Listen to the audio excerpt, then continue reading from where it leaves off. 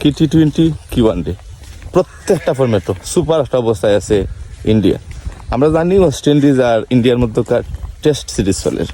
Test match গতকালকে একটা innings এবং 126 না 87 রানে ইন্ডিয়া জিতে গেছে। তো এই ম্যাচও বুমরায় সেকেন্ড ইনিংসও কোনো উইকেট পাইছে না, এরপরও 150 রানের ভিতরে প্যাকেট হয়ে গেছে কি ওয়েস্ট ইন্ডিজ। ওয়েস্ট ইন্ডিজের প্রথম ইনিংসও মানে সর্বোচ্চ রানের লেগে 32 একটা ব্যাটসম্যানের, আর দ্বিতীয় ইনিংসও সর্বোচ্চ রানের লেগে 38।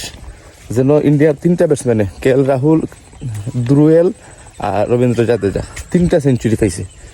যে পিচও ইন্ডিয়া 3টা সেঞ্চুরি পায়, এই পিচও ওয়েস্ট ইন্ডিজের সর্বোচ্চ 38 রান করে। তো বুমরা উইকেট না পাইলেও অল আউট করা যায়। তার মানে ইন্ডিয়া মানে আকাশে উড়ে। একটা সময় অস্ট্রেলিয়া এই পর্যায়ে আসি সোনালি সময়। তো ইন্ডিয়ায় সোনালি সময় পার করে এবং প্রত্যেকটা ফর্মেটও তারা ডমিনেট করে।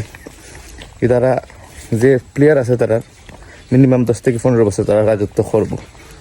কংগ্রেচুলেশন, অভিনন্দন ইন্ডিয়া।